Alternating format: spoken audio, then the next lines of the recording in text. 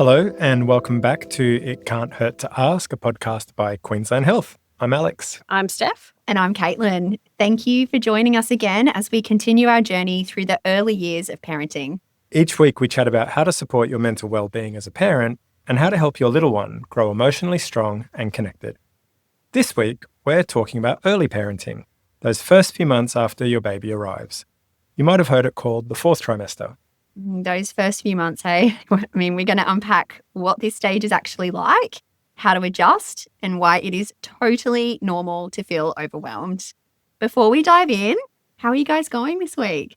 I actually had a really lovely day with my daughter yesterday because we weren't rushing to get anywhere, and we just ended up going for a bit of a nature walk, and it's just nice being outside. And even for my own mental health, I was looking up at the clouds and looking at the trees swaying in the wind. It was lovely. How about you, Alex? I think that sounds really lovely, actually. For me, I'm actually out of the early childhood thing at the moment. My wife and my little one are overseas on holiday with family. And so I've just had a bit of time to decompress a little bit because I just realized it's been, nearly 4 years of just constant noise and action and activity and finding things to do and looking after people. And it's been one of the first times in that period where I've got the older kids who are pretty much self-sufficient now, and we're just hanging out more almost as friends rather than dad and child, which is really cool.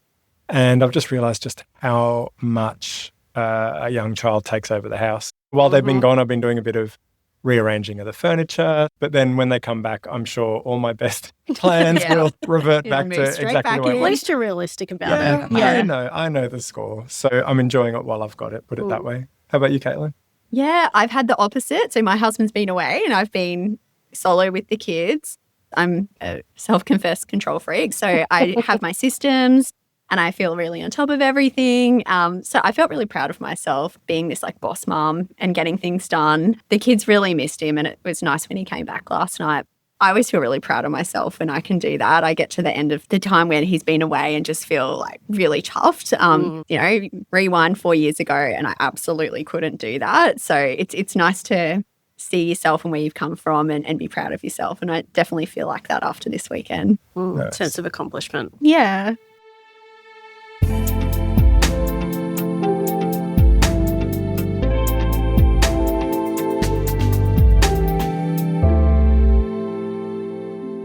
Before we begin, we'd like to acknowledge the traditional custodians on the land we're recording on. For us, that's Meanjin, home of the Yagara and Turrbal people. We pay our respects to elders past and present and extend that respect to all Aboriginal and Torres Strait Islander listeners, including all the parents and caregivers out there.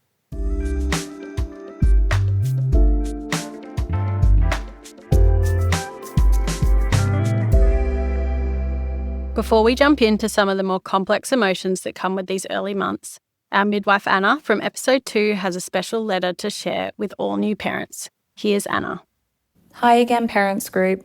I wanted to read out a little love letter I've written from me, a midwife, to any new parents out there, whether you're holding your baby in your arms already or still adjusting to this new chapter. Dear new parent, congratulations, you're a parent now. Let that sink in for a moment. You've just done something so extraordinary. Whether your journey here was smooth, unexpected, long awaited, or a bit of everything, you've crossed a powerful threshold. We're often told we should feel overjoyed during pregnancy, like it's all glowing skin, happy tears, and magical moments. But the truth is, it's different for everyone. Maybe this pregnancy wasn't part of your plan. Maybe it's something you hoped and waited for, but now that it's real, you're surprised by how uncertain or even anxious you feel. Or maybe it's simply all a bit much right now. However you're feeling, it matters, and it's valid. People will be so happy for you, and along with that comes a wave of advice, opinions, and stories. Most of it is well-meaning, but it can be a lot. Please remember this is your pregnancy and your birth. Only you know what feels right for you and your baby. This is the beginning of parenthood, where you'll be making choices every day about how to care for your little one and how to care for yourself too. Everyone will have something to say. As much as you can, Try to turn down that noise. Come back to what you know about your body, your baby, and your instincts. That quiet voice inside you, it's really worth listening to. The word midwife means with woman, and I am with you. You've absolutely got this. I hope you can take a moment to be proud of yourself. You've been through something deeply transformational, not just physically, but emotionally, mentally, and spiritually too. Right now, there's a lot happening in your body or your partner's body. Hormones are shifting, emotions are stirring, sleep is probably scarce, and your brain is working overtime trying to make sense of all the new, and that is completely okay. Childbirth takes an enormous amount of energy, and it's not just a moment, it's a marathon. Whether it was a long labour, a cesarean, a quick birth, or something in between, your body and mind have worked so hard. Be kind to yourself, please. Feed yourself, literally. Let the dishes wait. Let the laundry pile up. Limit your visitors if they're draining more than helping, and really lean on your village, whether that's a partner, a friend, a neighbour, your midwife, or your family. Let them help. Try to slow down and enjoy the small and beautiful moments. That little sigh when your baby falls asleep, the feeling of their warm weight on your chest, the quiet of the house at 3 a.m. when it's just you two in your own little world. And most importantly, let yourself feel what you're feeling. There's no right way to experience this. There's no perfect parent. You're learning each other, and that's exactly how it's meant to be. And to the partners, your support matters more than you ever might realise. The way you check in, the way you show up, even in the smallest moments, can make a huge difference. Try to be present even when you don't know exactly what to do. Listen more than you fix. Encourage rest. Remind them to eat and drink and take on the mental load where you can. You're adjusting too, and you're allowed to feel all the things as well. But know that you are a vital part of this team and you're learning together and you are needed. With love, a midwife who sees you. Oh, what a beautiful letter to all the new parents out there. Thanks, Anna. That's really helpful and grounding advice to keep in mind. So if you've recently become a new parent, I hope you're being kind and gentle with yourself. Well done.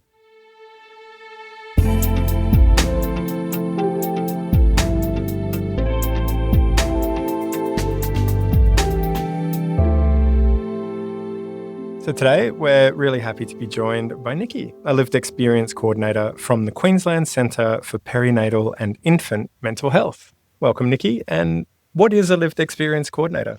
Thanks for having me, guys. A lived experience coordinator is a part of what we call the lived experience workforce. So we're not health professionals or clinicians by training, but our expertise really falls in the experiences that we've had in our life. For example, my lived experience of perinatal mental ill health and parenting two little ones that struggled with infant mental health challenges and developmental challenges is the expertise that I bring to my role. So I work alongside mental health clinicians like psychologists and social workers and psychiatrists. And where they're coming from their theoretical clinical background, I'm coming from a point of view that I've been there and I've done that. And I might know a little bit about what parents have experienced. Yeah, that's super interesting. I think that lived experience role is really important because it's that relatability, isn't it? Where it's not just a clinician kind of going, well, my training has told me that what you need is this. It's my experiences taught me what worked for me and what didn't, but I'm just going to share that and see how that works. And sometimes that's all you need when you're looking for help is just someone who's been through it before. To get us started today, we're going to talk about the absolute cataclysmic, life-changing moment of giving birth and what happens next afterwards. While we won't go into too much detail about birthing stories today, we do want to acknowledge that there's a lot of emotional, mental, and physical impacts that it has on parents. So if you're sensitive to this topic, we suggest skipping ahead.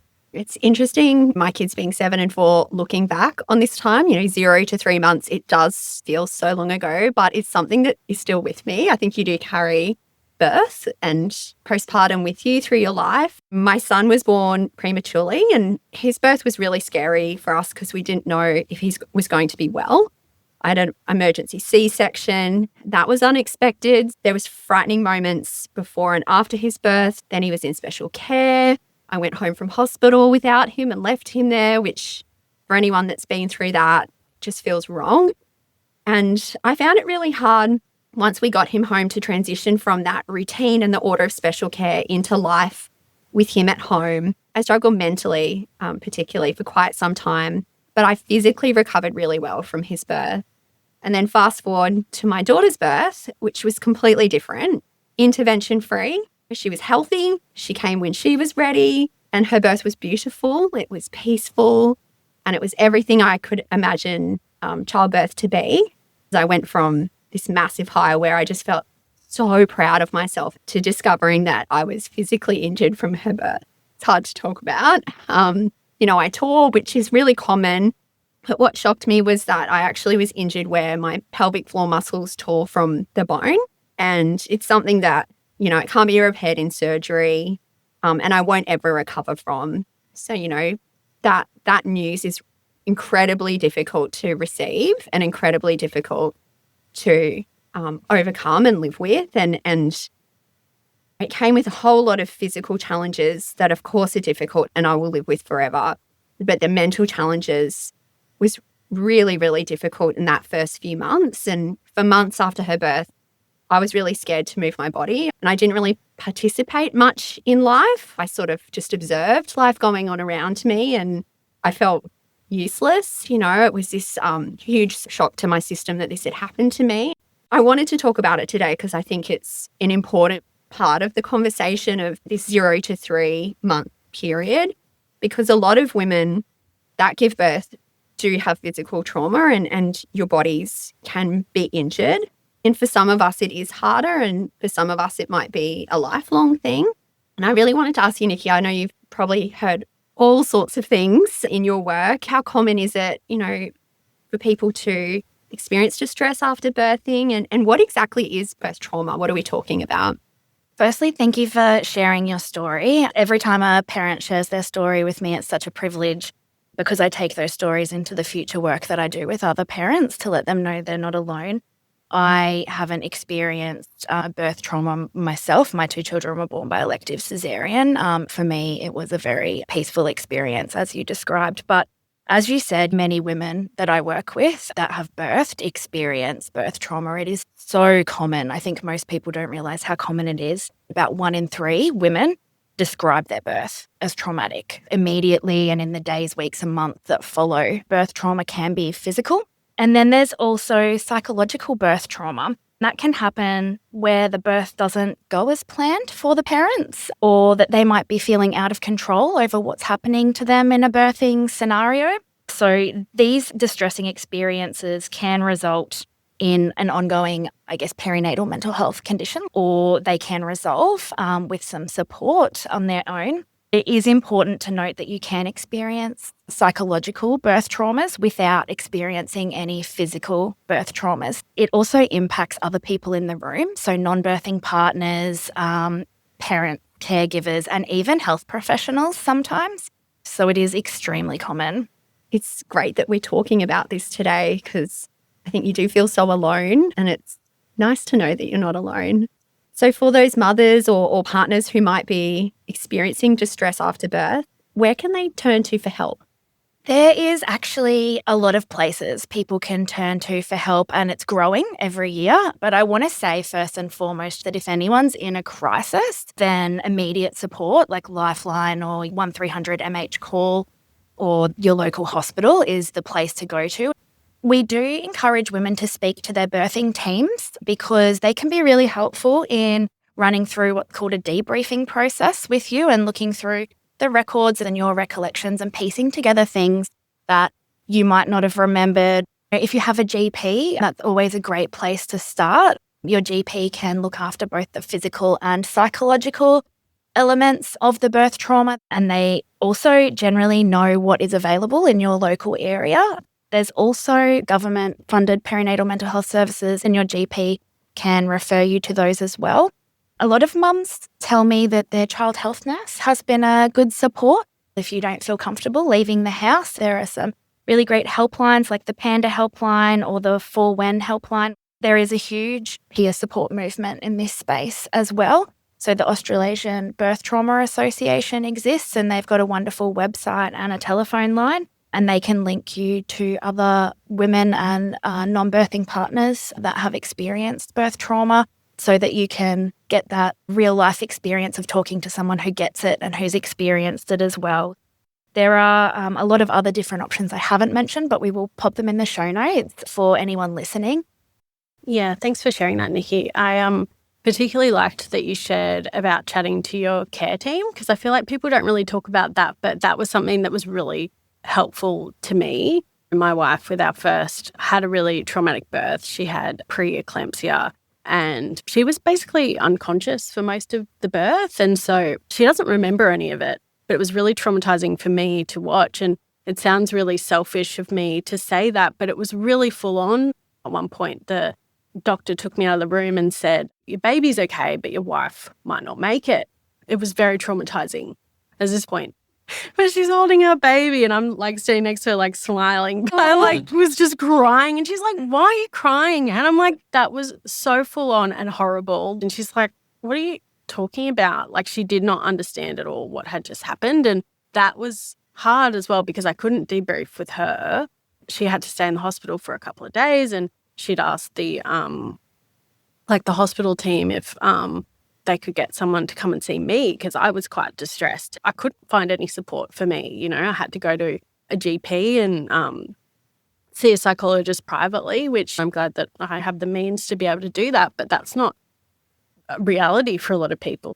I think one of the biggest things that helped me was the midwife that was there during our births came out to visit us the day after we got home. And she just like took me aside and sat me down and held my hands and said, that was really scary.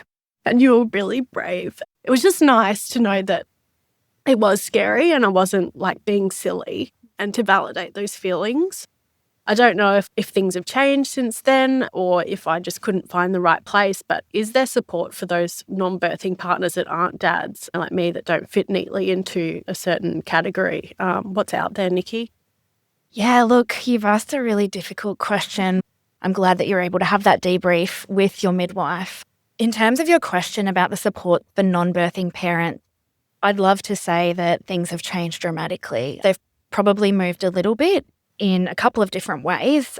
One is that a lot of the services that I talked about that are available to the birthing parent are now opening up to non-birthing parents as well. In terms of LGBTIQ plus families, I do support a lot of those families and they have said that they have found some really great support through queer health services like QLife, or Raising Children's Network has a group for queer families and rainbow families.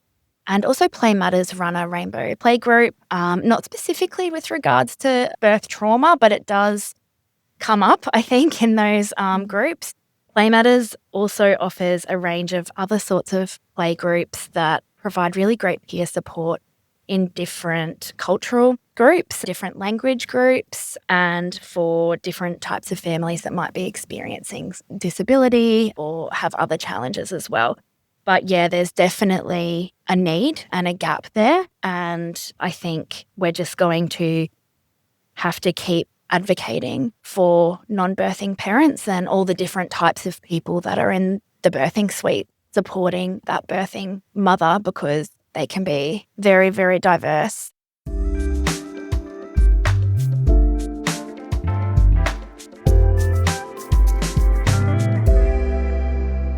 I think it's really interesting, the stories that you've both shared today. With my 3 kids, it's a similar but different story again. All 3 came through emergency C-sections. And similar to your story, Steph, there was a moment where the baby had come out, she was all healthy, and all of a sudden machines started beeping. And I was ushered out of the room with this brand new child, not really having any clue what was going on. And the minutes just ticked by. I remember holding my daughter at that time and just making her a promise that no matter what happened, I'd always be there for her. And luckily, we all got through that moment. So once we've kind of gotten to that point where the baby's arrived, we're now into what is sometimes called the 4th trimester. What exactly is that? Yeah, so some people might have heard of it and some people might not, but it is a term that's becoming more common and it's used to describe that first 3 to 4 months of an infant's life after they're born.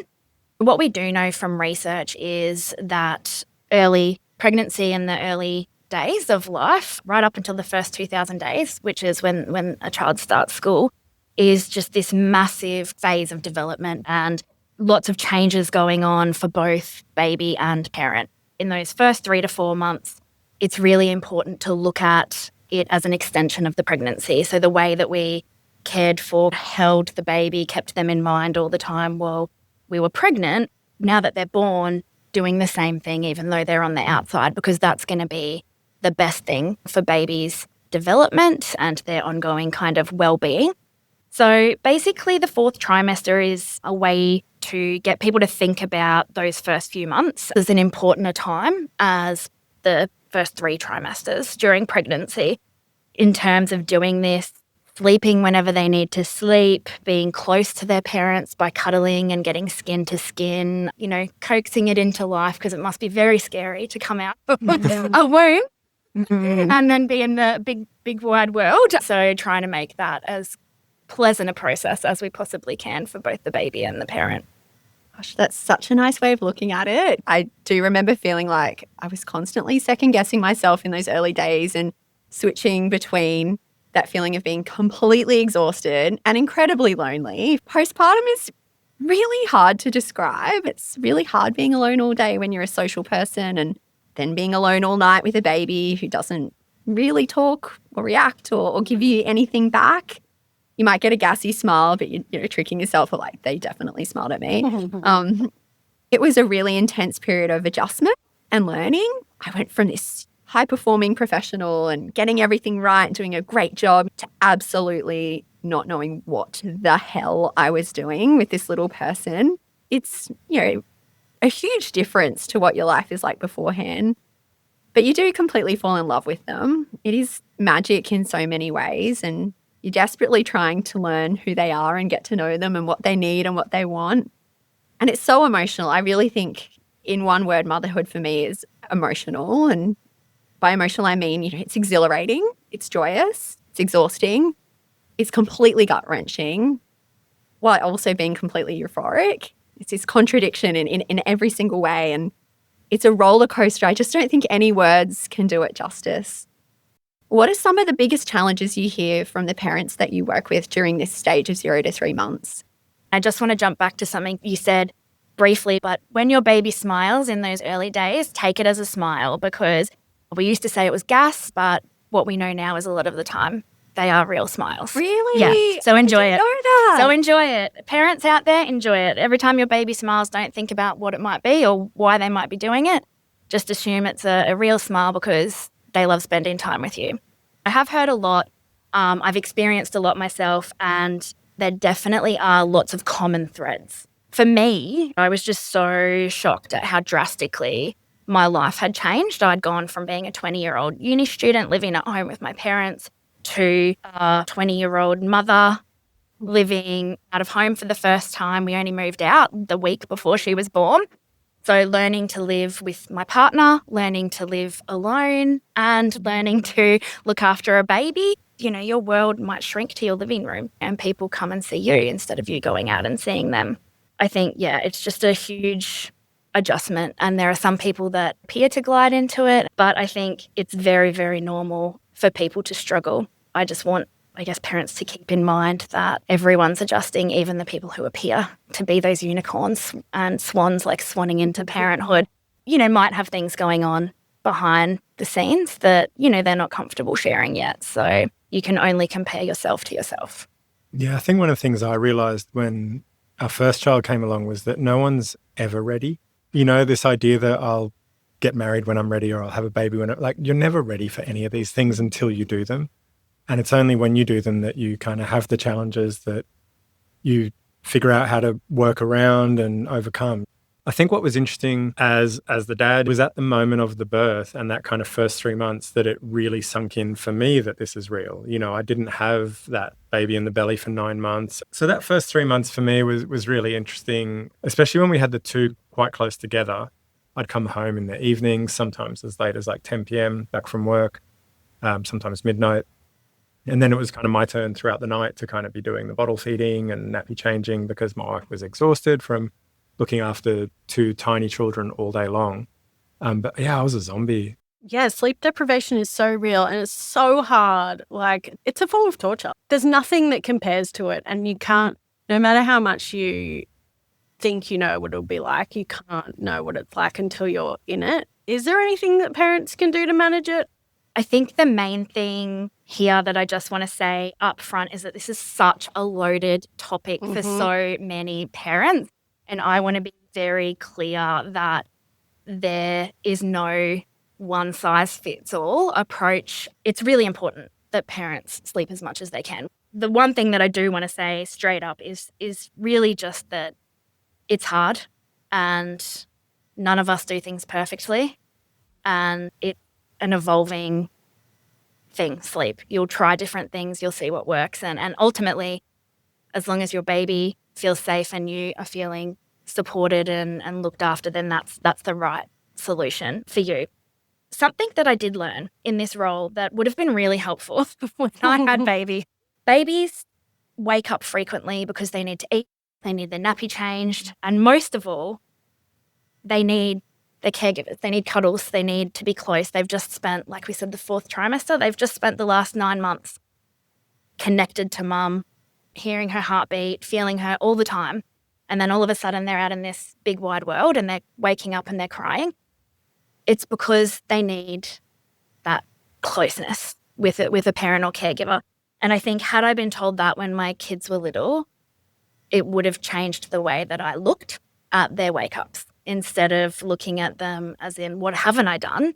You know, they're fed, the nappy's clean. I could look at it as if, oh, they need a cuddle. You know, they need to be picked up and that's the only reason, you know. So I think hopefully that's helpful to someone else apart from just me. Additionally, babies aren't born knowing day and night, which I think it takes months for them to be able to learn that nighttime is the time where we're having longer sleeps and daytime is the time that we're having shorter sleeps. In terms of the day to night transition, I know that some parents have had a lot of success in from when the baby comes home, all nighttime feeds, keeping the lights off, lights dim, speaking really softly, being really slow with your movement, and then during the daytime being a lot more kind of vigorous and loud and bright about everything that you're doing when they wake up. For people that are really struggling and really have tried a lot of things and it's really causing problems, I would say there are some other supports available. And the first one that I would suggest is going to your child health nurse. They are absolute experts and legends on supporting, you know, early parenthood and sleep. Little Sparklers is a peer support organisation for online forum for families that are struggling with sleep, and there's hundreds of thousands of mums in Australia that are a part of. You're nodding, you know this. I am one. You are one. I am one. Excellent. Yes, yeah. they're great. So, you know, in the middle of the night, if you need to log on and have a chat to another mum who is also up in the middle of the night or another caregiver, they're great.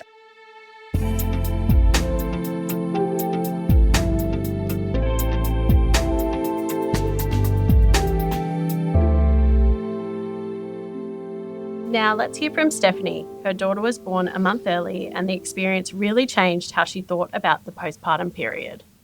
My first child, my daughter, was born, a month premature, which was a massive shock. I didn't, you know, everyone talks about first children being late. I didn't realise they could be premature. I was like, I've still got 3.5 weeks of work. And I remember the midwife just laughed and said, you had 3.5 weeks. Having a baby explodes your world anyway. But I'd gone from living in London at the time, kind of one day I was, you know, working in central London. The next day I was in hospital having a baby. I was just like, what is going on? The other thing I didn't realise about premature babies is that they do take extra time to achieve milestones. So she didn't, I think, smile till she was 10 weeks old. I felt like a long 10 weeks of like just trying to deal with it. And I definitely was like, why has this happened to me? I'm not enjoying this. Like, just kind of wanted to go back to how things were, which of course is impossible. And I do wish I had, in some ways, looked a bit more for support options. It's interesting, isn't it? Steph really kind of encapsulates what we've been discussing, how every story is different and how different things can be from what you expect. You know, that kind of, well, my life was on track and it's just been derailed by this little human who just arrived. So, Nicki, do you often see parents who feel like that reality doesn't match with the expectations that they put on themselves or society put on them? Definitely, all the time, every day. I think particularly working in the perinatal and infant mental health period, we see families that are doing it a little bit tough and struggling. So we talk a lot with parents from when they fall pregnant till after birth about expectations and realities and how some of the challenges and tough times that we have come from a mismatch between what we're expecting and what it ended up being. I'll do my best to explain in as little as words as possible. Generally, as parents, we base a lot of our ideas around the parents that we're going to be and the way we're going to raise our own babies on the way that we were parented ourselves. And for some parents, that might be a really positive kind of experience. And for other parents, it really is not such a positive experience. And those parents might be holding themselves to this standard of I'm going to do better than what was done to me and I'm going to be a better mum and I'm going to do better for this baby than what my parents did for me, which is a really high expectation to put on yourself before you have any idea of what this little baby is going to be like or what your situation is going to be like as well. So I think no matter which way you look at it, you're either really trying to live up to your own high expectations or somebody else's high expectations that they're holding for you. So I'd just say, you know, if there's a lesson in it, not to feel guilty about your feelings, whether that be disappointment or happiness or frustration. That's a good start for all parents on the journey to acceptance of what the reality is. I really relate to that. I just remember feeling this immense pressure to soak everything in, but I didn't know how to do that. Like, I was constantly waiting for something to happen. Like, when are they going to do this? When are they going to do that? When are they going to smile? When are they going to walk? When are they going to crawl? I just spent so much time waiting for the next thing to happen that I wasn't in the moment as much as I probably would have liked to be. Something that's really helped me, especially now with a toddler, it's reframing that mindset of mine to be like, it's not that I have to spend the day caring for my children. It's I get to spend the day like spending time with my children. What do you think about that, Nicki, about changing your mindset? Is that something that you find helpful or people find helpful? Yeah, definitely. And I think it's kind of the basis of a lot of therapies that are offered, cognitive behavioural therapy and acceptance and commitment therapy. You spoke about reframing around, you know, I have to look after my baby today or I get to look after my baby today. And reframing is really great because it almost tricks your brain into changing from like a negative to a positive. If you can do that frequently, then your brain automatically begins to go to the positive and you don't even have to reframe anymore.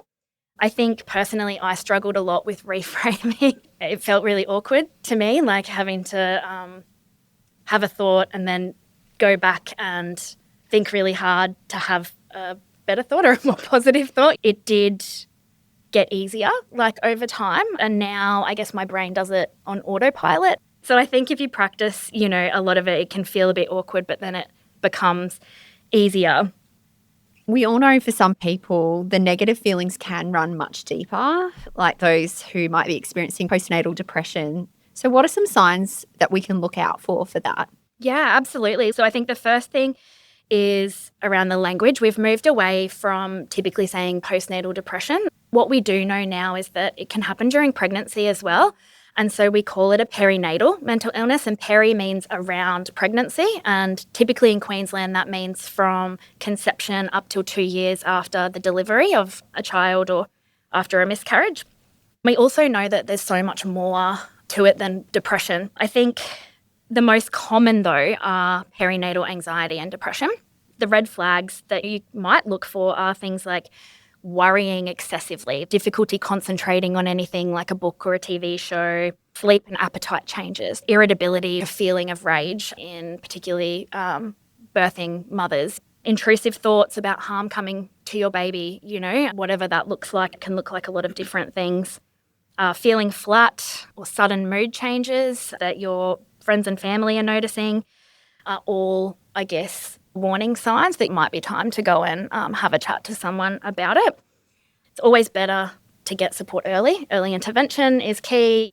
That's such good advice, Nicki. Thank you. And life-saving advice. As someone who received mental health support after both my babies, I feel like it changed my life and saved my life. So if anyone's listening and you think this might be something you need, don't hesitate to reach out and get that support. Let's hear from Stephanie again about how she found it hard to bond with her first baby but had a completely different experience with her second.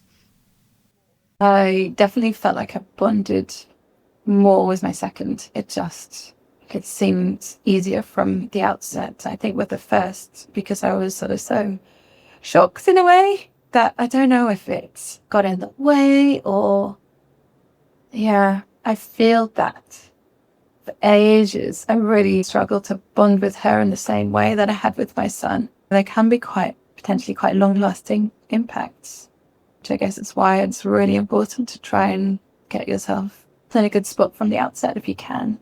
I think if you can sort of get them out and about and just tell them what you're doing and describe everything, they love to hear your voice, and they love to, obviously when their eyesight develops enough, they love to watch you. So that's quite nice because you start to see little reactions before you get anything major as well. Wow, I really connect with Steph's story as it's very similar to mine in that I had a really tough time connecting with my first baby due to my mental ill health. But I did seek treatment when I was pregnant with my second, so I was able to enjoy the experience with him a lot more and connect with him in a way that I didn't connect with my first.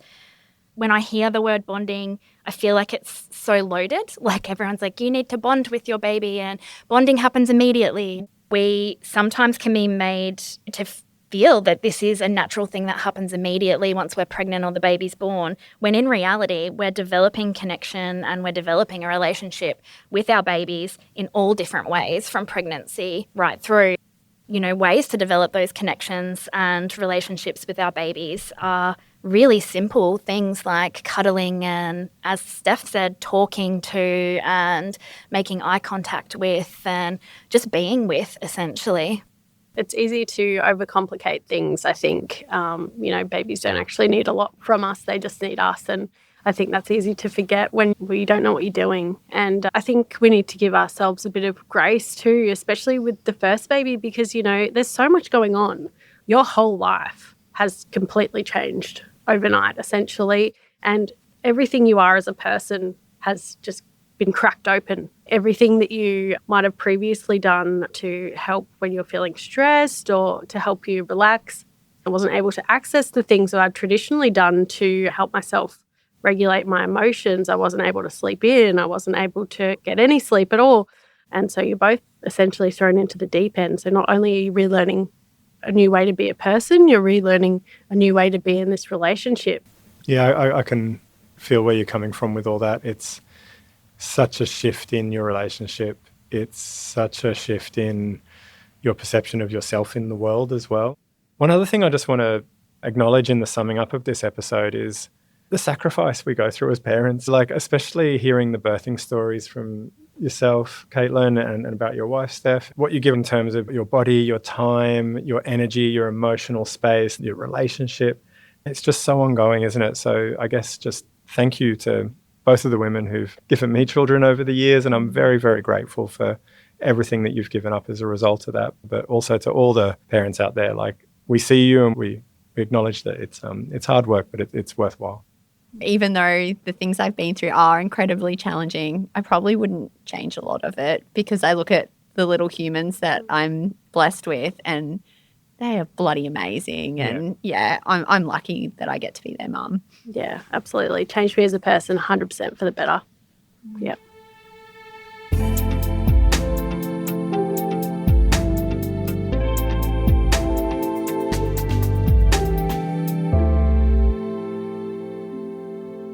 Well, Nicki, thanks so much for joining us today. It's been really fascinating to have your insights, especially from that lived experience perspective. Before we wrap up, what's, say, one key takeaway that you'd like to leave people with? Yeah, look, it's probably a collection of sentences that have a vibe. But I think becoming a parent can be wonderful, but it can also be really hard, tiring, and honestly, sometimes really unenjoyable. And it's okay to feel however you feel. And it's okay if you feel on top of the world and are bursting with love for your baby. But it's also okay if you feel like you've got no idea what you've just done and are wondering if you can somehow put it back in. You will get through today, tomorrow, and the next day. Reach out for support and help if you need it. And remember, this is the story of you and your bub, and it doesn't have to look like anyone else's story. And with all challenges comes strength. And in the words of one of my favourite authors, Glennon Doyle, you can do hard things. Gosh, Nicki, thank you so much. Anyone that's struggling, I think those words would provide them so much comfort. And thank you for sharing your story as well. I want to say thank you to Stephanie also for sharing her personal story. Next episode, we're talking about life with a 3 to 12-month-old. Oof. And how your parenting identity just keeps on evolving. Until then, be kind to yourselves. And remember, if no one's told you today, you are doing a good job. Bye.